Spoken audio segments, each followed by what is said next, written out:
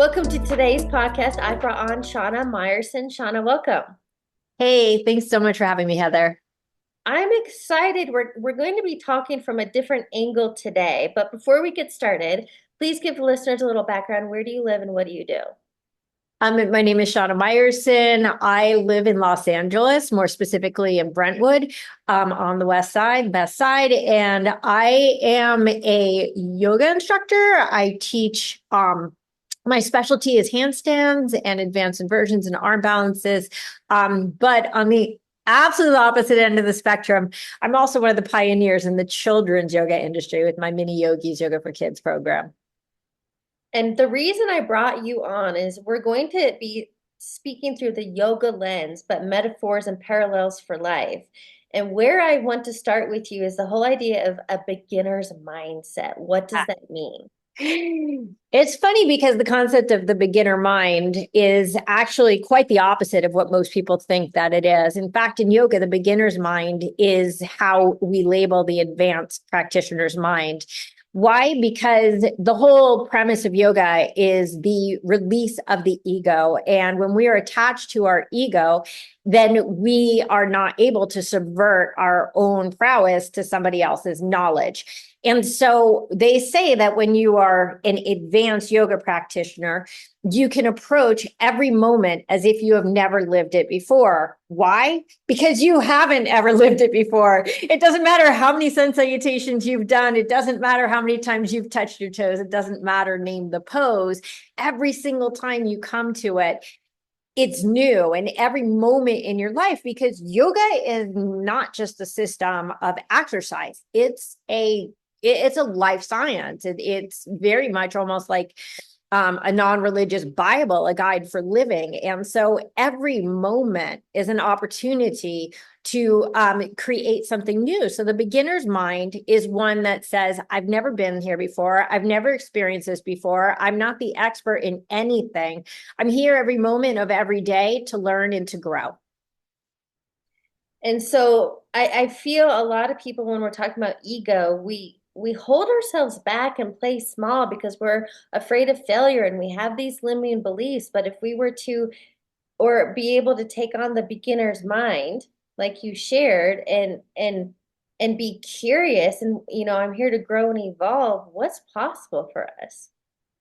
Yeah, that's absolutely true. And I love that you bring that up because so many people who haven't whatever studied or examined the concept of ego before, as soon as they hear ego, they think of somebody who is has an aggrandized vision of themselves, who thinks they're superior to others, maybe who shows off. But really the flip side, and I don't mean the opposite, I mean that same coin, somebody with an overinflated ego also happens to be the person who is afraid of failure. And so they because they have such an overinflated idea of self, will not try anything that might leave them looking sort of stupid or feeling sort of stupid, not even looking stupid, because name the person, name them who has never failed. I mean, go from Elon Musk, who's had some of the most epic failures in the history of the world, to Jeff Bezos, to whatever, Bill Gates, go all the way down to the guy next door. Nobody goes through life without failures, right? And so when we accept that, it's a lot easier to let go of unrealistic expectations of ourselves that we're somehow supposed to be perfect in this life. It's impossible. The acronym I love around that word, I saw this years ago, but it's fail, first attempt in learning. And like I shared with you, like I'm not afraid of failure. I've failed tons of times, but I'm more embrace challenges and obstacles. I want to dive in head first, figure it out as I go along, but ultimately it's because I know like the growth, mental, physical, emotional that's on the other side of it. Sure. When you say first, I might say 500 or 5,000. The thing is that people think like, oh, fail one time, don't try another, even if they're willing to put themselves out with the way that you say. But it's like sometimes you have to fail over and over and over and over and over and over and over until you get to that success. So that F could be a much bigger number than first. Well, and Jesse Itzler, he's a serial entrepreneur. He's married to Sarah Blakely. But Jesse, I mean, he's out there and serial entrepreneur. I think he had a post recently. He's had 12 business fails, but he's also had a lot of successes. But you have to have the failures to create the successes. So, how can we help individuals shift their perspective around, quote, failure Yeah. so that they live their best life? Yeah. And let me just say, I mean, what's unique about Jesse is like his pathway is so crazy. He's all like, I don't care. I'm just going, he will lie if he needs to. He's like, I'll say it now, I'll figure it out later. He will call I mean, now he can call anybody, but as a kid, he would call anybody, he would get anything done. And so because the concept is this, if you don't try, you can't win. And so if you're afraid of failing, then it means you're also afraid of winning or unwilling to even win, because you can't win the games you never play. But I think what comes from that is ultimately our belief systems, right? Sure, sure. We have to have confidence that one of the things I always say is it's like 100% is all you could give, right? I mean, there's all these things about give 110%. The fact is, you can only give 100%. And as long as you're always trying your best, you have to give yourself credit that you're always trying your best. Even if today my best looks like 7% of my best, that's the best I have to give that moment. And as long as I learn to accept that my best is my best, then it's a lot easier to be more forgiving of the end result. But also, if we go into a challenge for the sake of the process instead of the end result, then it becomes a lot more accessible. I would love for you to share your definition of fear. Wow. Okay. So my big quote, and honestly, I wish I made this up. It's just something I heard, and the second I heard it, it resonated with me like every single bit of every day since then, is fear is faith in the negative. Because if I'm scared of something, I'm not scared of anything like in the future that has already happened or is happening. It's only that I believe inside of me that something bad is going to happen. And so we have, some people might say, a lack of faith would be whatever, faithlessness, or some people confuse like faith with God. I don't believe in that. I believe faith is just faith in the universe, that things have a weird way of working out in the end and hopefully in the middle too. But the opposite of faith is not a lack of faith. It's fear. It's faith in the negative, that something terrible is going to happen instead of something wonderful. Yeah. But so many people, I feel like have allow fear to have a chokehold on them. So they stay in the known, they stay in the comfort zone, even if it's unfulfilling. So do you have anything that you can offer, especially if we go back to the beginner's mind Yeah. or failure, and like we kind of entangle all of this? How can we have that mindset shift or perspective that this is just the process and like how you get to the other side? Well, I mean, I think it's quite simple. And I really like to use famous aphorisms and axioms, but the thought of like the journey of 1,000 miles starts with a single step. And I think that there are too many people, especially in this internet age, that see the end result and they're like, well, I want to do that, but they don't want to put in the work. And it's like I have a pretty, decent whatever YouTube following.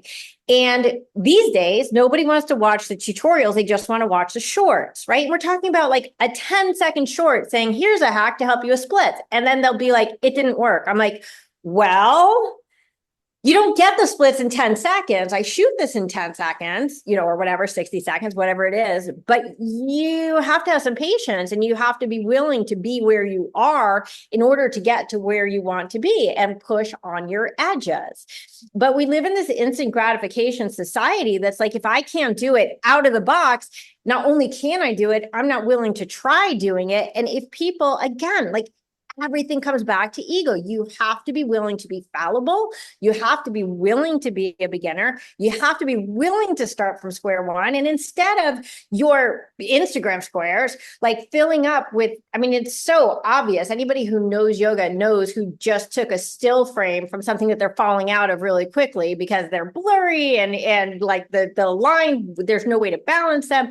Instead, how about like, here's where I am today. Let's go on this journey instead of I want to compare myself to this person who's been, doing this pose for 20 years or whatever. And so I do blame social media for a lot of this these egotistical, challenges that everybody's struggling with these days. But I think that everything comes back to like be willing to start from the beginning. We all start from the beginning. It doesn't matter who it is. The greatest person on earth at any single thing started from the beginning. Something that just popped into mind is talk about instant gratification and lacking patience and understanding it's a process. Think about the idea of losing 100 pounds. It took you a Sure. prolonged period to gain that weight. You're not going to lose it tonight, overnight, but if you stay consistent and you have the habits and the discipline and the practice, can you lose 100 pounds? Of course you can. If you stay with it though, right? Or you get your old Zempic or whatever that stuff is called. Well, I don't rely on external things, but I think the point is, so I don't either. I'm only joking. yeah, how can we help individuals like to flip the switch, understand like we have this unlimited, untapped potential, but due to fear and ego and failure in these different things, we're playing small. Sure. I mean, what I always say is if anyone could do it, I could do it. Nothing's impossible if it's possible by definition, right? And so I look at the people who are accomplishing tremendous and extraordinary things. And whether that's something that I do on my yoga mat or something I do in my life, I'm like, if people are, you can't do that because such and such. I'm like, well, that person did it. And they're like, well, they're that person. I'm like, okay, well, I'm going to be that person. Like we are as human beings, like born with unlimited potential. I know that I personally have not achieved my unlimited potential. I try. I haven't found it yet. I follow a lot. I have my struggles just like everybody. I might have more struggles than people. I mean, I'm somebody who works so hard at so many things and I'm always trying new things. But to me, again, like I don't really care where it ends up. I get very excited at every single prospect and if it comes through, great. And if it's not, it's on to the next. Exactly. On that note, can we share more of like the principles? I remember when I started yoga, so gosh, how long ago was that? It was a long time ago. 15 plus years ago, I'd say. I remember when I started, but I went to a 24-hour fitness, one of the yoga classes. I was Right. brand spanking new. I Right. started and trying to keep up with breath on how they're moving. I feel like it's hyperventilating. It was so uncomfortable. Right.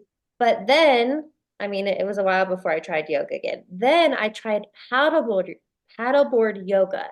And Okay. for me, being in nature and the flow and the elements, I found my zone. So even there, it's like maybe if you've tried something new and it doesn't work, try Sure. another angle. But I'd love to talk about the power of yoga and breath work and the mind-body connection to show up as our best self. Okay. Well, I mean, that's a lot of things. Which one would you like me to address first? Okay, let's just start with like the mind-body connection that yoga and presence. We could even just talk Yeah. presence, but that yoga provides. Okay, sure. So as you know, but probably a lot of listeners don't know, the actual word yoga means to yoke together, to bring together. Now in traditional or classic terms, it literally means to yoke yourself to a higher power. The beauty of yoga is you could define that power. It's not a Hindu god, it's not a Christian god, it's not. So that is like the classical definition. I know a lot of people are uncomfortable with that. We don't live in a world that's big on whatever higher powers these days. So if we want to take that down a notch to something a little more accessible, you could also say that yoga is the connection of mind, body, and spirit. Now spirit has a lot of different manifestations. Let's say intention, meaning if I do good things, but my thoughts are bad, I'm not in a state of yoga. Okay, so we're in alignment, we're in a state of yoga, we're in our zone, as you would say. Honestly, to be in a state of yoga is to be in the zone when our mind, our body, and our spirits, our intentions are all in alignment. Okay, so the mind body connection in yoga, I mean, I think it's fairly obvious when it comes to the yoga mat. I don't want to talk too much about asana, about the poses, because it's so straightforward. When you focus, you do better at physical things. But in real life, yoga just says, like, go with your best thought. Like, so when I have there's this funny analogy where it's like, okay, you're raising money for whatever, your grandma needs to move. She got kicked out of her old age home or whatever, and you're raising money. And so I'm like, oh my goodness, that's so sad. I'm going to give her $1,000. And then I go to give you $1,000. I'm like, wait, hold on. $1,000. Like, that's a lot of money. Like, I think that if I gave $500, that would already be extraordinary. I'm going to give $500. And then I look at everyone else's donations. I'm like, most people are giving $10. If I gave $100, I would be like still the most generous person on this thing. And I'm like, you know what I could do with that extra $90? And I could be just as good as all the other people on the donation board. If I give just $10, then I'm helping just as much as anyone in the world. I'm helping her grandma. I'm doing a good deed, and I'll have, basically 990 extra dollars to do whatever I want with that. And so I think that even though it's a broad example, so now my $1,000 just turned into $10, right? And it's a broad example of how we live our whole lives, is that we always know what the best or kindest thing is that we should do in life. The question is, do we follow that with our body? So whether that means goals, right? Like accomplishments, or whether it means just behaviors, how I deal with the world outside of me. The mind body connection means whatever my highest, best, most empowering, whatever word you want to put in it, the positive thought is, I follow that up with action. Can you give an example on how you've done that? Put that into play? Mind and body.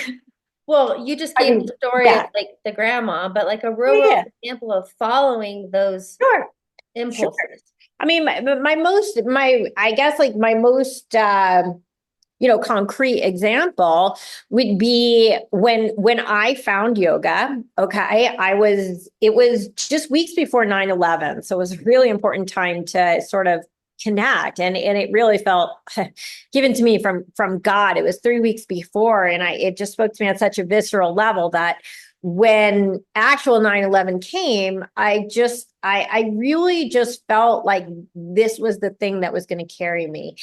And so at the time, I had, a successful career. I was also in the process of getting my MBA here at UCLA, and I was in a very not I was not on a career path towards yoga. Let's just put it that way. I was just looking to up my career into like C-level stuff and go in like a very corporate direction when I found yoga.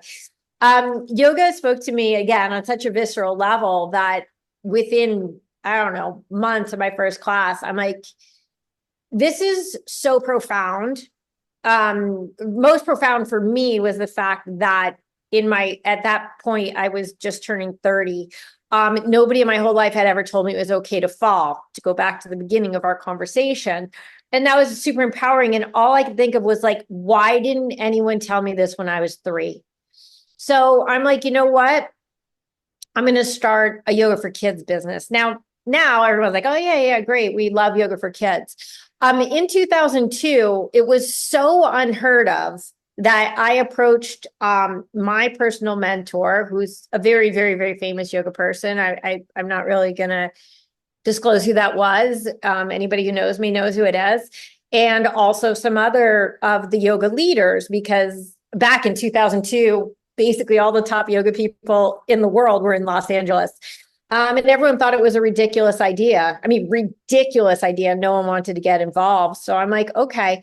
Now, some people would say it was a leap of faith. I would say it was just the opposite. It was a calling, and it didn't feel like a leap of faith at all. I quit my job and I actually quit school, but that's a bigger story.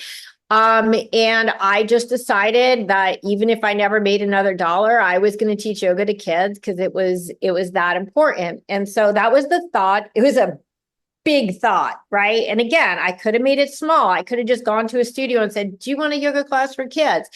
But instead, I gave up everything and I decided, this is what I'm going to do. This is my mission in life, and it is. It became very, very, very successful very, very quickly. Back to kind of the beginning, the different things we were talking about. I'd love to know, what are some of your daily rituals that you practice to keep you mindful and intentional? So I start and end every night with prayer. I mean, that's the first thing. But that my prayers are always of gratitude and never asking. So there, I think that's really, really important to learn to thank instead of ask. On top of that, I have a daily meditation and yoga practice. I do my asana practice, my physical practice, plus meditation for a minimum of 2.5 hours every day. Wow. Well, I shouldn't say that. 5 days a week I do that. One day I run the Santa Monica stairs, and one day I rest. So 5 days a week, I'm doing 2.5 hours. But meditation and breathing are not just cornerstones of my life, but even in the middle of the day, if I get too upset, or not upset, but overwhelmed, I guess is the word, then I need to stop. I need to, even if I don't have time to meditate, the coming back to the breath is so foundational for me. But I really try to live just a mindful and conscious and conscientious life. I'm a very strict vegan, for example. I'm very strict, meaning I don't taste wedding cake. I don't make it by leather. I don't make any exceptions for any reason ever, not medicine with gelatin in it. Like, I'm really committed to living like a really conscious and conscientious life. And one of the concepts in yoga is that if you always have your higher power at the front of your mind, you can't really cause harm to the world, because your first thought is about kindness, or about, faith, or, morality. Yeah. Well, and I love that you shared that. And the point of the podcast is, it's where I found myself. And so what I love to do is teach about, I used to be in the 9 to 5 corporate rut, living in autopilot, where I feel like much of humanity is. And I want to help others through podcasting and different lenses, wake people up to be conscious creators of their reality. Yeah, I think that listen, it's not easy. It should be, right? Like, I'd like to think that caring for ourselves and caring for the world is the default. But unfortunately, we are programmed as humans that our default is to look out for number one, right? Like, for ourselves, without regard to necessarily the world around us. That's like just the easy way to go, right? And so it's like a good analogy would be our diets, right? It's so much easier to eat a candy bar and so much more pleasing than a piece of broccoli, right? You have to really, really make an effort. And our stores don't make it easier, right? Junk food is a lot less expensive than healthy food, right? So in life, we are programmed the same way. Like, our lives, the way we live them when we're unconscientious, is junk food. It's the easy, it's gratifying. We get what we want. It doesn't matter, how it affects the world around us. And that's like the simple path. So you have to be willing to take sort of you mentioned before about getting out of your comfort zone.